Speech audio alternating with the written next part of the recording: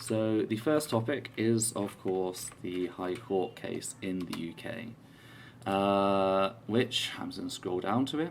If you want to see the summary given by the court, that is also at the very bottom of the link and agenda, that the linked agenda in the description of the stream. I do apologise, I'm tired.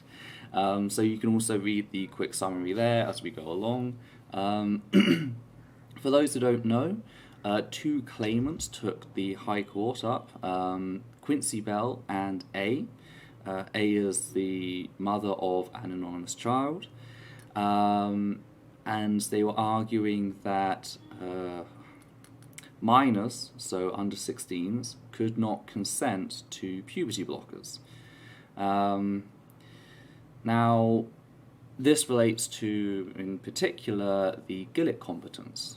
Those who don't know what the Gillett competence is, it's a precedent of medicine which states, quite simply, as a matter of law, the parental right to determine whether or not their minor child below the age of 16 will have medical treatment terminates if and when the child achieves sufficient understanding and intelligence to understand fully what is proposed. Now, this law came about this precedent, I should say, it's not really a law. This precedent came around in 1985. There was a woman by the name of Victoria Gillick who took the NHS and various clinicians to court over the prescription of contraception, arguing that doctors, by prescribing contraception, were effectively pressuring children into engaging in sexual conduct. And since they were minors, big hoo-ha there. The court said, well, that's ridiculous. However, there is a question about, can a child understand fully the impact of contraception? And that's where the Gillett competence came up. They pretty much said outright that there are no real parental rights when it comes to medicine. There's a parental responsibility to cover for the ignorance of the child. Once the child has an understanding of the medical procedure or the drugs they're taking, that's it. It's out of the parent's hand. Full control is given to the child in that regard. And this has been the medical standard when it comes to minors ever since. It's been applied to all fields, and subsequently was applied to puberty blockers when they started to be given to minors. Claimant A is the mother of a 15-year-old child who is afraid that their child might be referred to Tavistock and Portman, which is the clinic that primarily deals with trans children in England, whilst Quincy Bell is a detransitioner. Now, the interesting thing about Kira Bell is that she's been seen as relevant in this case. She is the main witness and the main point of argument behind all this. She is a 23-year-old who went on blockers age 16, so beyond the point of medical consent in the UK, which is 16, started HRT age 17, and had a double mastectomy age 20. This is someone who was considered an adult by all medical standards. Later on, they regretted what they went through, and since then they've decided that they're going to spend their time attacking the very medical precedent, which had no impact on their life whatsoever. Now, sorry, I'm just reading my notes quickly, 1 second. Now, the court case was presided over by Dame Victoria Sharp, Lord Justice Lewis, and Mrs. Justice Leven, who decided that a child being considered for puberty blockers need not only display an understanding of their medication, but that they also needed a full, in-depth understanding of both HRT and surgery. Now, for those who don't know, the whole point of puberty blockers which do exactly what they say on the tin, is to delay the partially reversible process of puberty to give potentially trans youth the time to learn about HRT and surgery, to work with professionals to explore their gender identity, and to decide whether or not they want to continue down a medical route. Puberty blockers are a safe medication. They are entirely reversible. Before they were used on trans children, they were developed and used for decades on cis children who go through precocious or early onset puberty. So, like, again, all they do is pause puberty. If you remove them without HRT, natal puberty sets in.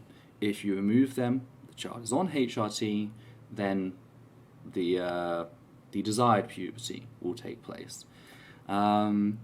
There are concerns that it might have long-term effects on bones.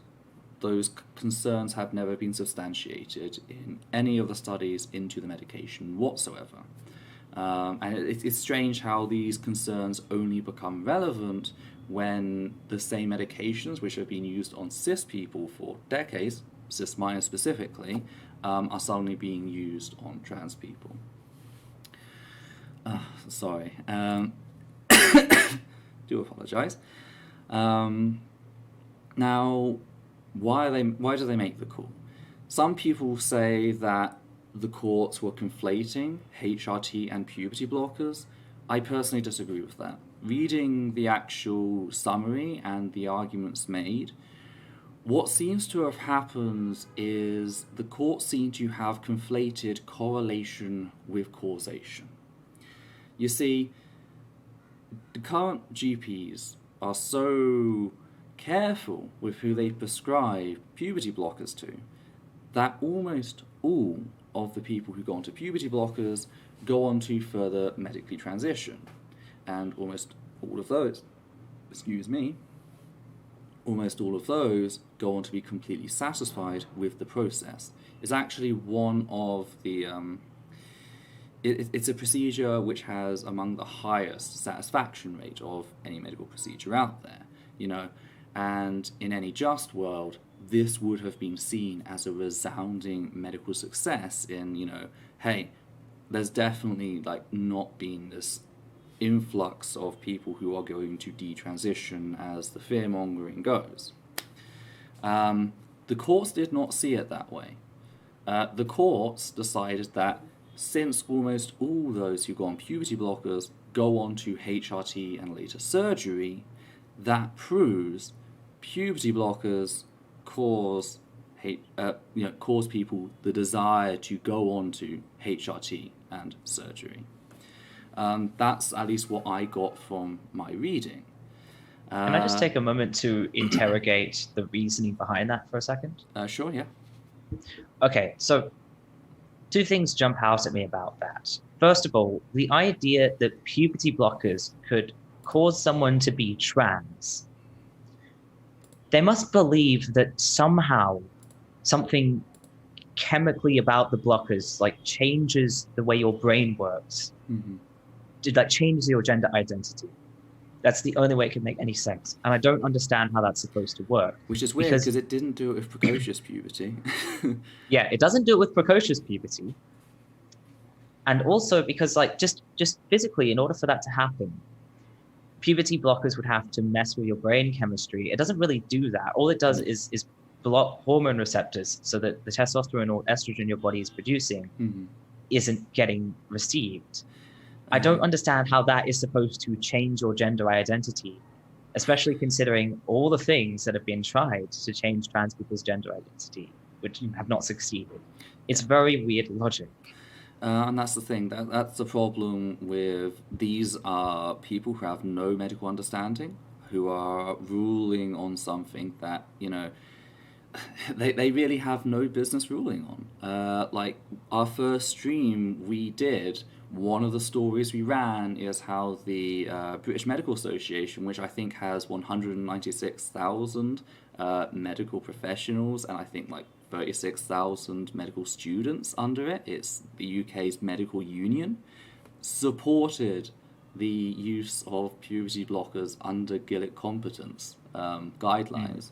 So like, this is the medical institution of the UK supports the practice, but the court completely ignores that and just says, well, quite clearly puberty blockers cause people to be trans, is effectively what they say. Yeah, it really highlights a problem with the court system in general, is how people who have no fucking idea of what they're talking about can just make decisions for an entire demographic in the country, just like that, against the medical consensus. But the other thing that jumps out at me just now is, even if we pretend they're correct, that going on puberty blockers does make you become trans, does it matter if those people are happy? That's a fair point. It shouldn't matter. That's a fair point. Yeah, I'll let you in on a secret. A secret no one knows is the only reason they care is because they hate trans people, and they want no one to be trans. They offered. That's go on. That's a big secret that no one watching the stream knows about. Specifically, the reason I'm saying that this seems to be the case is they offered 8 points that a person who is being forwarded for puberty blockers is expected to have full comprehension of before they can be allowed. So I'd just like to go through them. Again, the summary can be found at the very bottom of the agenda, which can be found in the description of the stream, so if you want to read it yourself, you can do so whilst I go along. It's point 4 in the summary, two sentences in. The first point are the immediate consequences of the treatment in physical and psychological terms. That's always been the standard. That's nothing new. That's the whole point of Gilead competence. You understand that puberty blockers cause puberty, which, considering that the people who want to go on puberty blockers are people who are showing distress as they start to go through puberty, because I should be clear, puberty blockers are not given before puberty sets in. It's given in the late. It's given after puberty. Between standard changes 2 and 3. Yeah, between 2 and 3. And the reason they do this is to allow the psychology of the mind to definitely develop the parts of the brain responsible for identity and sexuality, because they develop very early. So they actually allow a level of puberty to go forward. Oh, I believe we have a donation. Robert McCallan donated $4. Thank you, Robert. It's very much appreciated. So yes, that's very basic. Okay, point 1 we can agree with. Point 2, the fact that the vast majority of patients taking puberty-blocking drugs proceed to taking cross-sex hormones and are, therefore, a pathway to much greater medical interventions. Now, this is bullshit for multiple reasons. For a start, this is where the whole equating correlation equals causation comes in, but also, if you're worried about young people feeling pressured into doing something, the last thing you do is tell them that this is what everyone else does in their situation. Can you say peer pressure? I don't get why they forward this. This has no impact on the individual and their well-being. So that was point 2. Point 3. It's also just kind of ridiculous because, and I lost my train of thought. It's ridiculous because even if this is a trend, even if you do your study, you get your little vials and pour the chemicals like a real scientist and do your study and find out that 99.99999% of people who go on blockers go on to other kinds of transition. No one is forcing these people to go on to other kinds of transition. Yeah. It doesn't prove anything. It proves less than nothing. Why would you tell someone doing this thing that you can stop at any time forces you to do this other thing? It doesn't do that. I I know I'm just belaboring the same point, but it's just so. Point 3, the relationship between taking cross-sex hormones and subsequent surgery with implications of such surgery. Again, that sounds like point 2 just sort of reiterated. Number 4, the fact that cross-sex hormones may well lead to a loss of fertility. All of these aspects will, be discussed when the person reaches that age. In most cases, the standardized pattern for people who go through this is most of them are prescribed puberty blockers sometime after 12 years of age. They go on HRT when they reach 16. They are then on HRT for at least 2 years before undergoing surgery. So again, 16, they've already reached the age of full medical consent. So the only reason for barring the person at that point is if there is a demonstrable reason to believe that the person is incapable of making that choice and there is an active risk of harm. Extreme cases. That is the only justification at that point. So when they go through these stages, they will go through that additional checking. It's not a case of you're on puberty blockers, okay, you can go on HRT without further inspection. They will go through another process, and the same for surgery. So again, this whole repetition, it has no basis. The impact of cross-sex hormones on sexual function, that's point 5. Again, what relevance does that have to puberty blockers?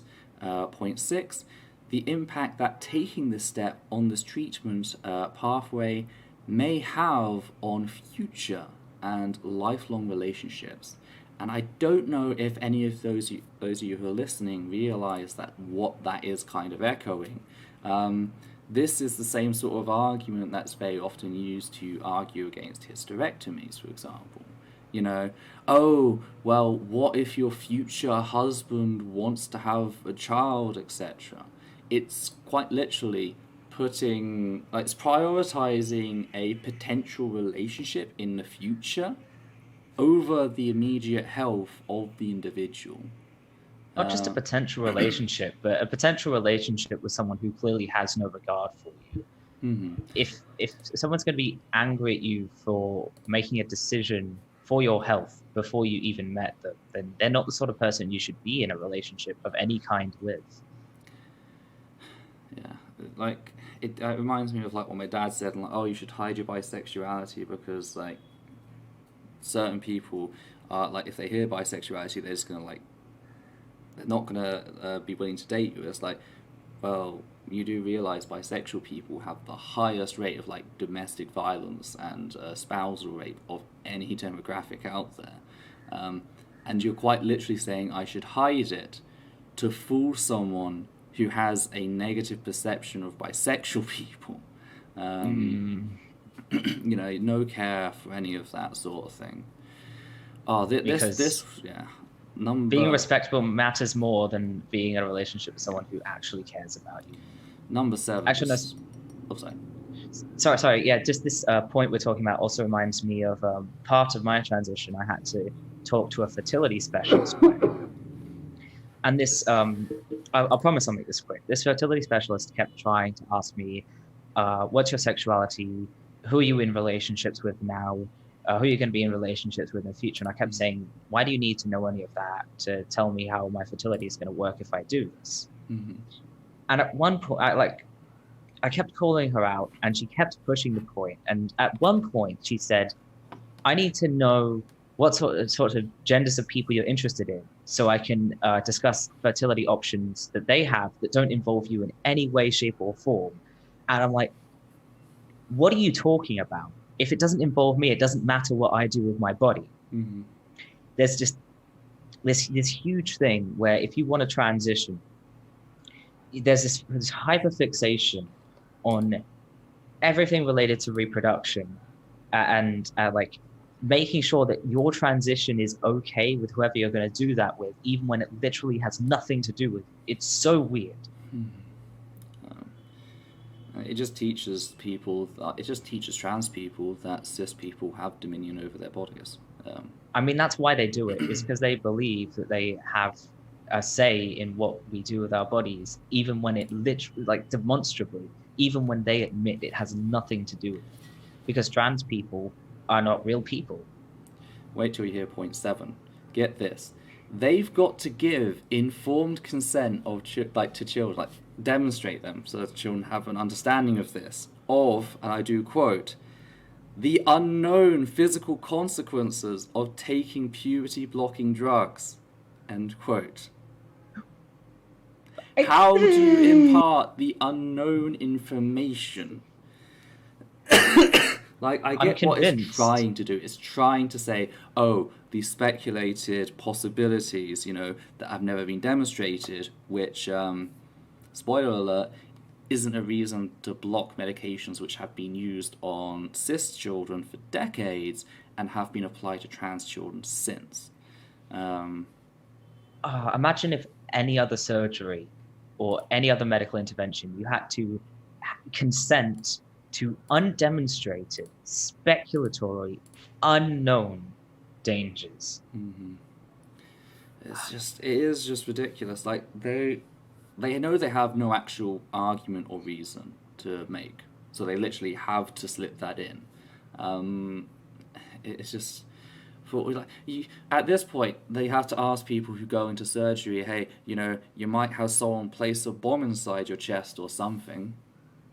We can all speculate. It doesn't mean anything.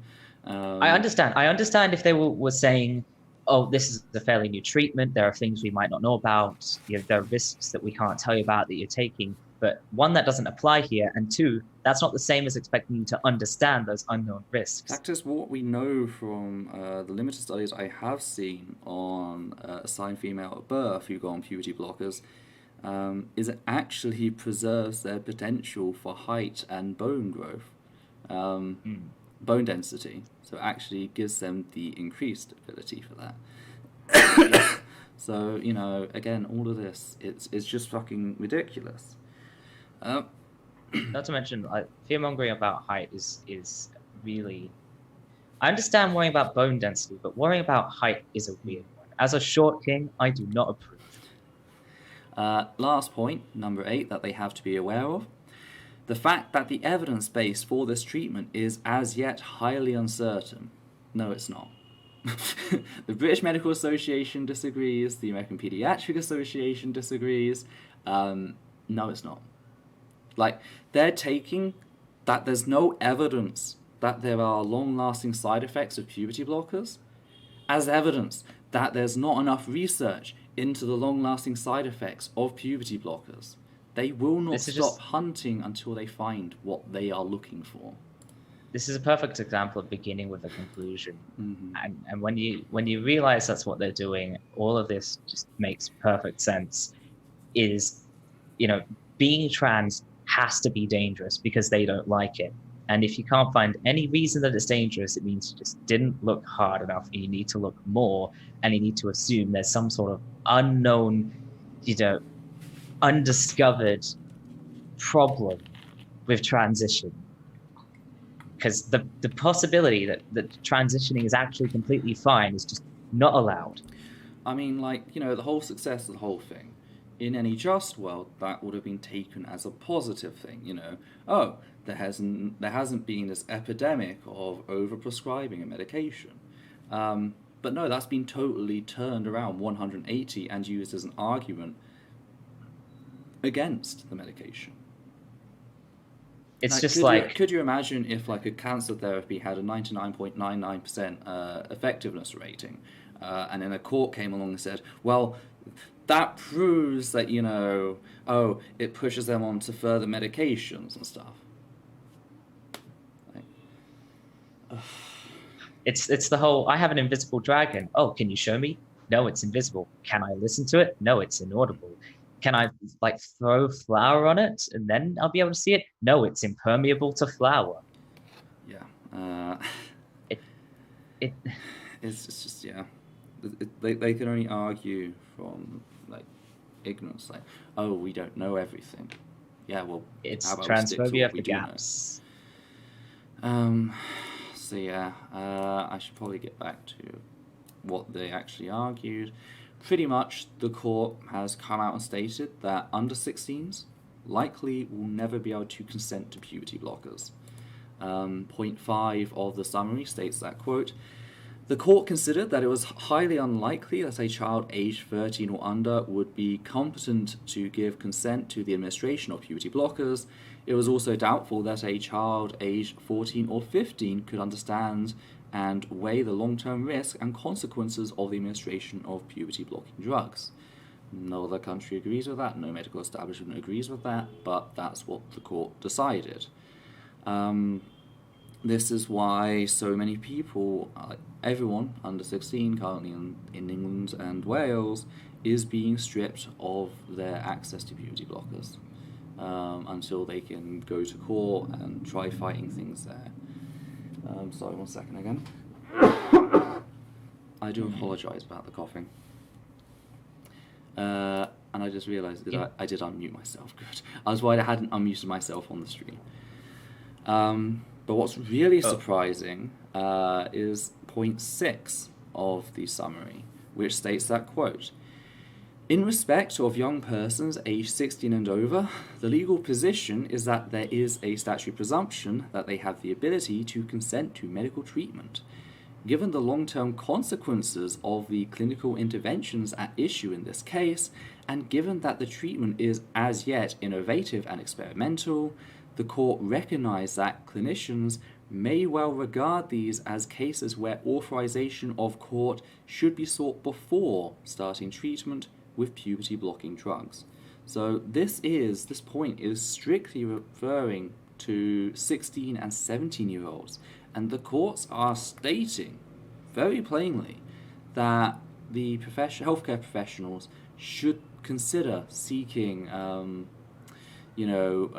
court permission to continue with the treatment, even if there's no reason to doubt the person's competence, if there's no reason, no extreme reason to think that, hey, this person cannot make this call, they still should refer to the court. And what this is effectively the High Court telling them that if there is a case where, things mess up, etc., you are now liable. It's a threat. It's a threat, very much, is what it is. Linda Danvers and Goza the Gazarian very eloquently pointed out that these concerns about fertility, sexual pleasure, these are not brought up when intersex children are quote unquote normalized. It has nothing to do with concerns about people's well-being in regard to these things. It is about making people fit into a cis-normative gender binary. Very much Cis-normative gender binary, I added that on. But yeah, that is a very good point. Yes. This is just about controlling people who are different. Mm-hmm. Actually, something I realized is that so many of these concerns seem to be based on the idea that the only healthy life you can live is a cis-normative one. Yes. If you're living as a trans person in any way, shape, or form, it doesn't matter if you're physically healthy, it doesn't matter if you're psychologically healthy. The fact that you don't fit into cis-normativity must mean that down on the line there's going to be some sort of problem. Maybe you're going to have regrets. Maybe you're going to meet someone who doesn't accept you, who you should for some reason have a relationship with anyway. It's very reminiscent to me of the way autistic children will be subject to painful conversion therapies because the idea of living as autistic is just unconscionable to holistic people. Speaking about autism, it did come up during the case from what I've heard. The courts asked Tavistock how many of the people they see were autistic. Oh God. They didn't have an estimate. They said it's on each individual case file. And the High Court effectively said, well, this is something that needs to be looked into, No. legitimizing Oh. that.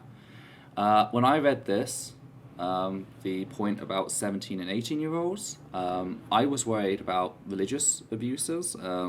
You know, it's practically a way that the far right or certain religious groups can like deny care on religious grounds.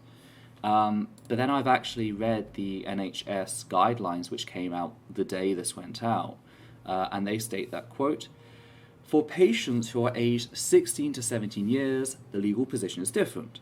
So long as the patient has mental capacity and the lead clinician considers the treatment to be in the patient's best interest, and there is no parental dispute about the intervention, treatment may proceed. So even if you are at the age of full medical consent in the UK, which again, 16, get to 16, you have full medical consent if you're a cis person, parents have the right to veto you.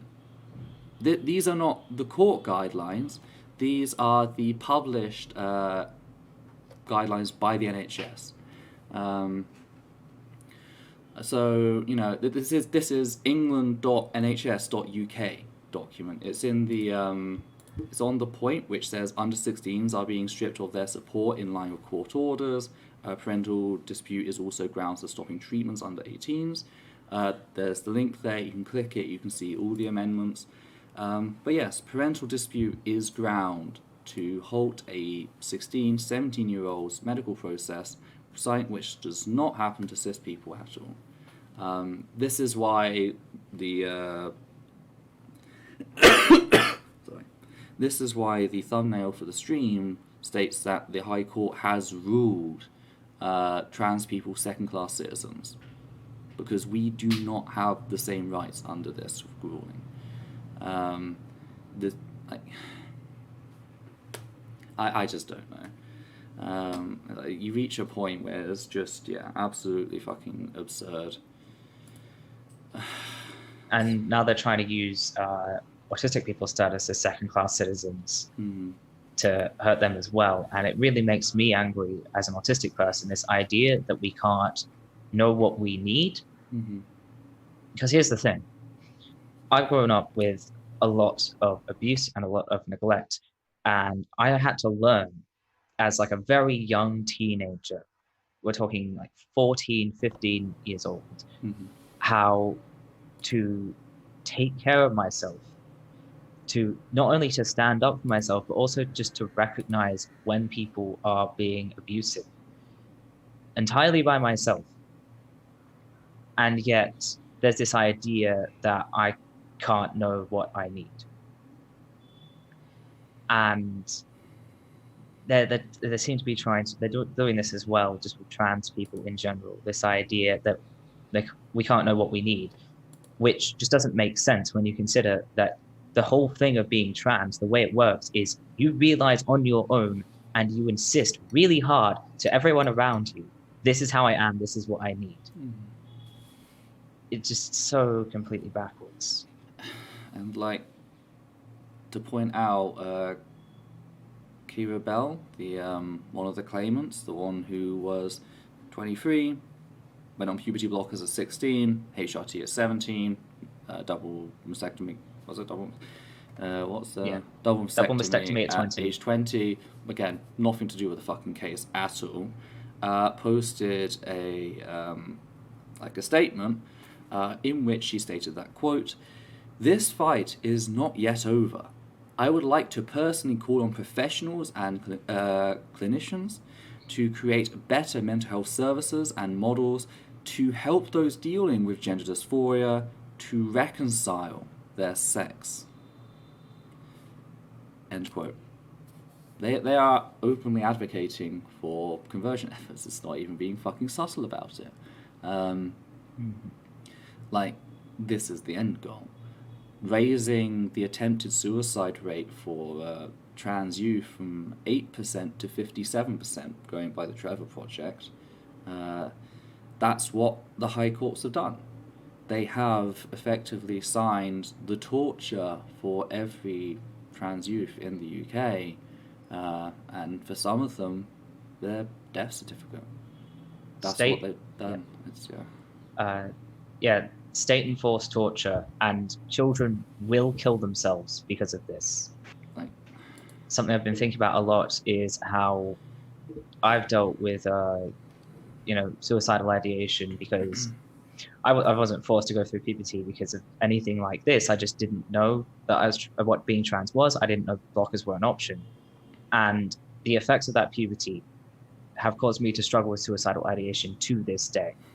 It has taken me 7 years of incredibly hard work to try and become comfortable with my body. And recently, I've got to a point where some of the time I feel genuinely comfortable. Most of the time I feel uncomfortable. Sometimes I will spend days thinking about how my life isn't worth living and how I should kill myself. And that is what you would be forcing on trans children with this rule. Yeah. It's just...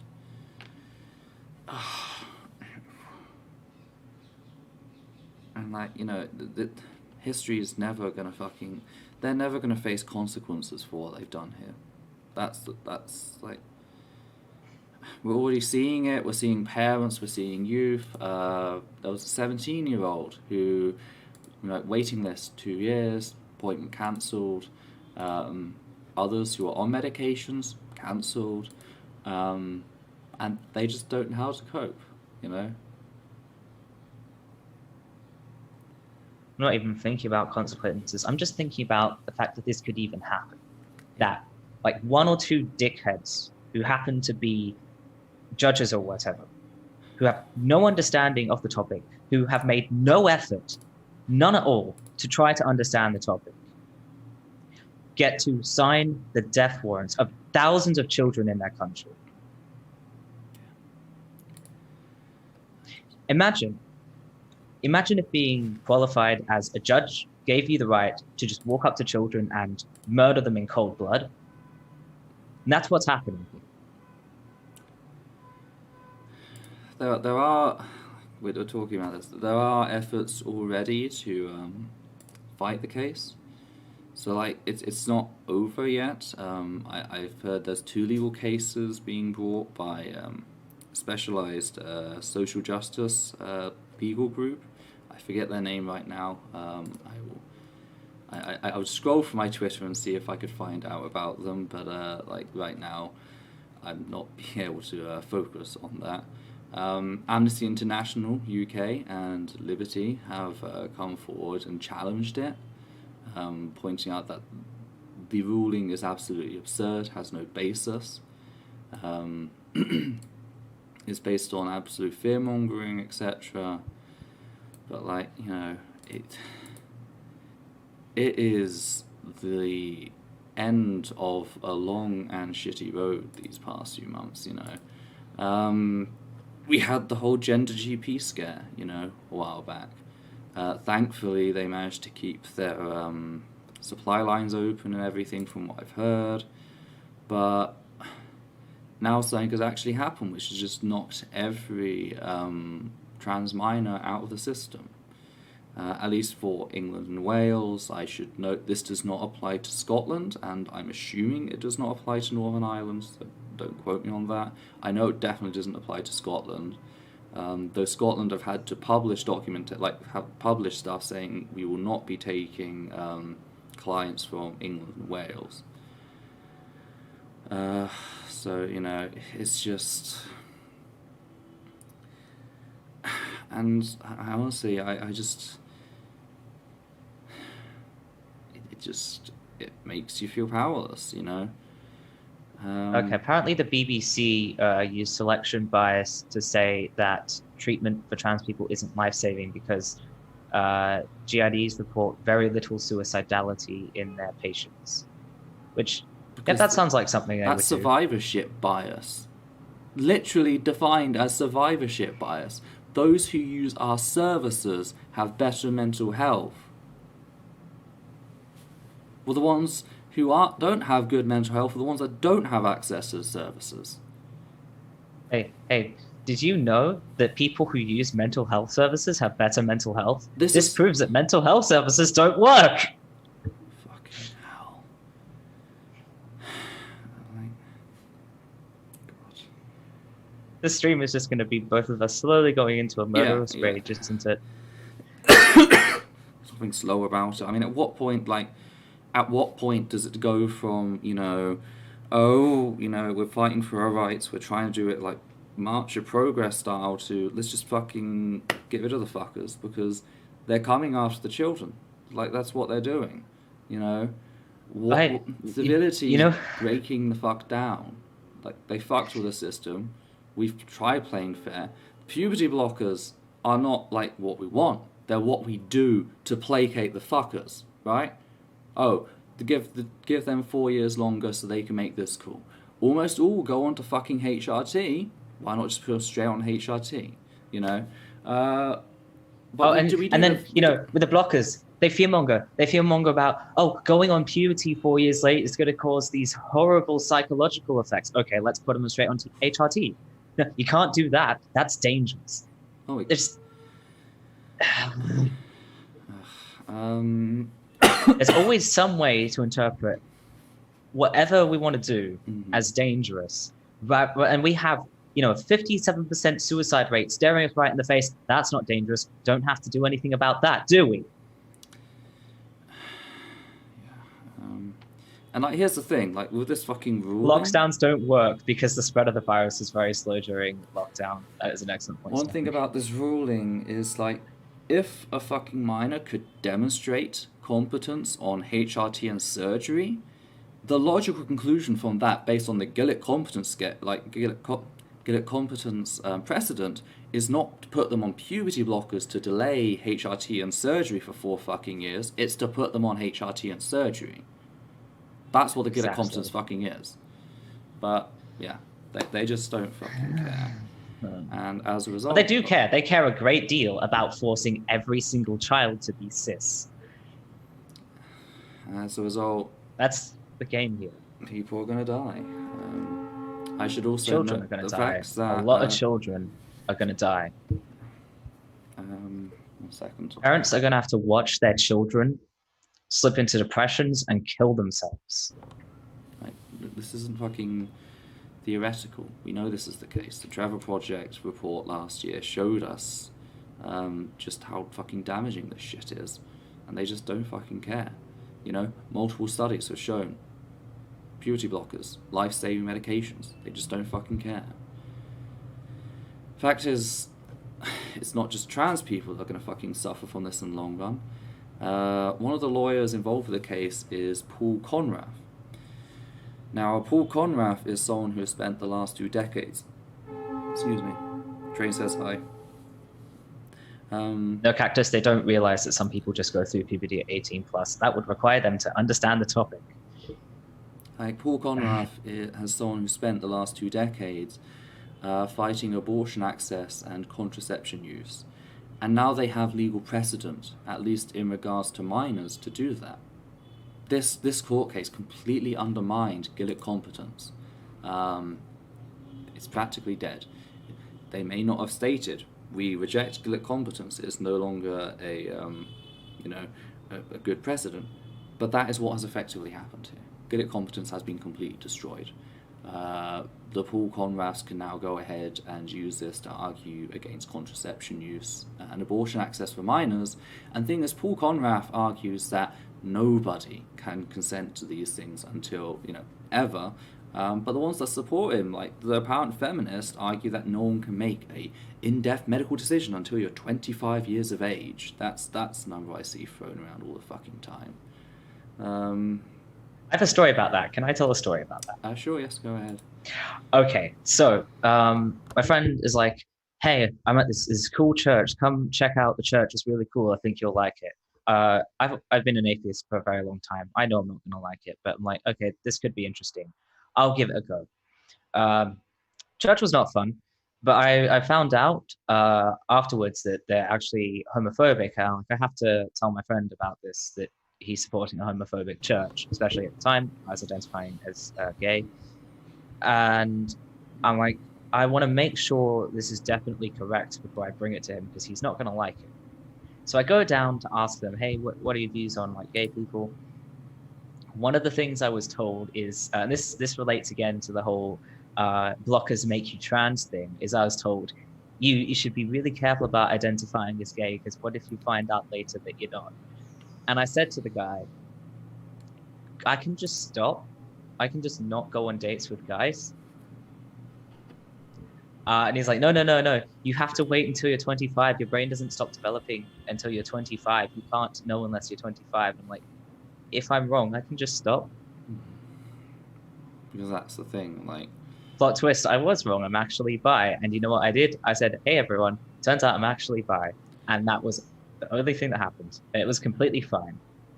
But my life wasn't destroyed by identifying as the wrong sexuality for a few years. People keep going on about the like, oh, you know, puberty blockers leads to HRT, which is only partially reversible.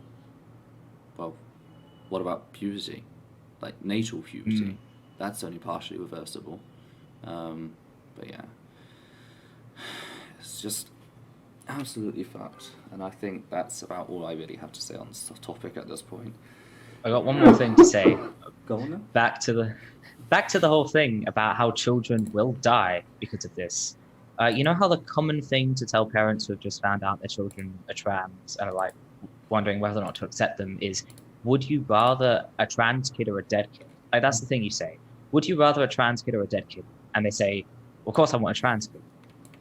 Apparently that's just not the case anymore. Not only just for a lot of people in general, but the UK has decided, the state has decided, you will have a dead kid. You're not allowed to have a trans kid. You're not allowed that choice. You get a dead kid.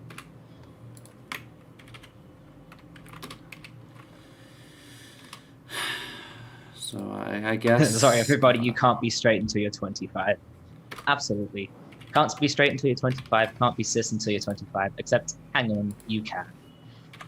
Because this isn't about being too young to know and possibly making a mistake. This is about forcing everyone to be straight and cis. This is about forcing everyone to fit into the allo cis heteronormative, peri-allo cis heteronormative patriarchy. Am I missing any? White supremacist, all the other ones, capitalist. Anyway, I hate this. I guess we should probably move on to the next topic. We are an hour in already.